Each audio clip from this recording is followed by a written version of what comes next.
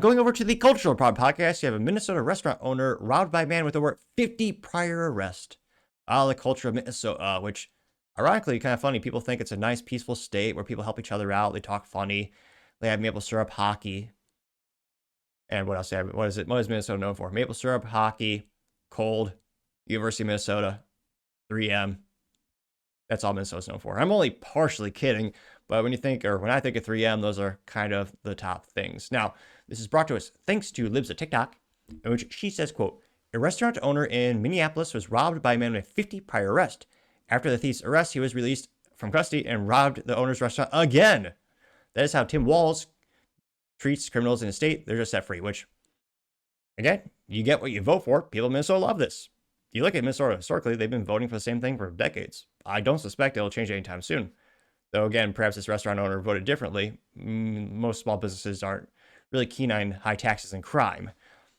Now, let me pull this up really quick here. This is credited to Fox News, which somehow is still in business. I'm still shocked that Fox is viable as a product, but without too much further ado. Listen, we had a guy that robbed the Gnome. He had 50 prior arrests. He robbed me, got out of jail, came back, burglarized me again a few days later, came back a couple weeks later, and did it again.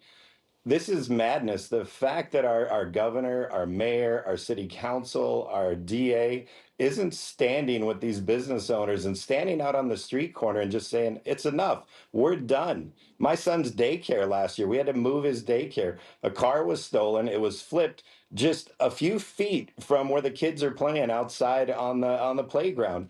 And the kids get a little slap on the wrist and they get back out and they go do it again. It is maddening that our city officials are not standing on every corner going, we're done, common sense is coming back, and we're going to hold people accountable. Listen, we had a guy that robbed the... Which, yeah, it'll be one of the things where will they ever be actually held accountable?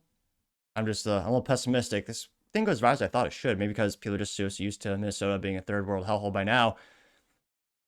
I was going to say they also conquered weak state. Their state flag, which used to be a beautiful historical flag, been around for almost 100 years plus, it was replaced by a rudimentary design that looks like the one of Somalia since they imported so many Somalians there.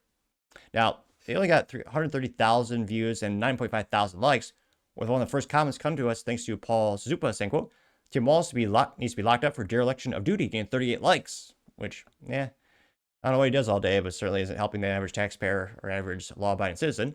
The undercurrent says, quote, 50 arrests and still walking free. At this point, Minnesota isn't enforcing laws. They're running a rewards program for criminals, getting 48 likes, which, well, 58 likes, going up like a stock. And I do purposely mispronounce the state. It's a slight to them.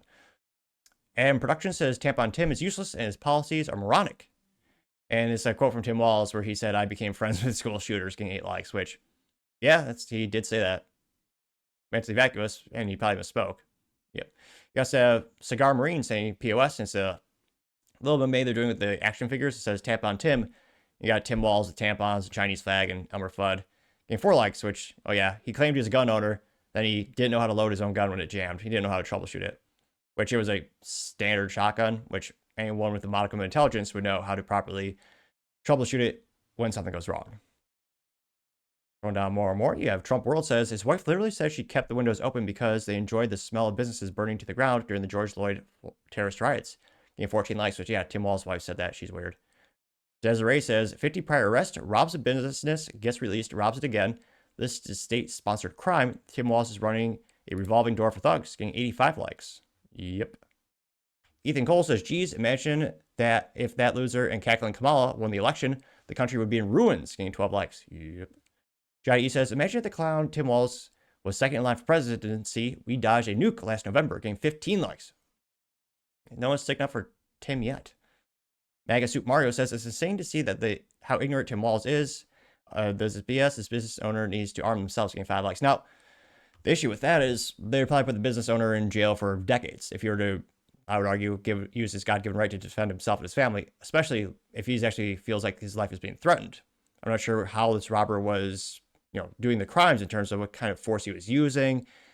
But yeah, in modern society, especially in Minnesota, they would punish the good guy worse than the bad guy. As we've seen here, the bad guy's not being punished. It's being letting out time and time again. Brooklyn Patriot also says source judges, getting 6 likes. Fat Walt says, if it weren't true, you would say this is crazy. I don't understand liberal logic. Getting 5 likes. Well, they argue compassion. You can't have bail. It's evil. Gotta just let them out. So, more evidence. Minnesota's continue to crumble down and culturally just decay. And again, I'm not sure if they'll ever vote differently or maybe crime will be better. I mean, they say Chicago will get better like Chicago Bears, but let's be honest, that's not happening because every year it gets worse and worse. And I can't think a lot of parallels with Minnesota and Minneapolis. But let me know in the comments because, as always, be fascinated to hear what you have to say.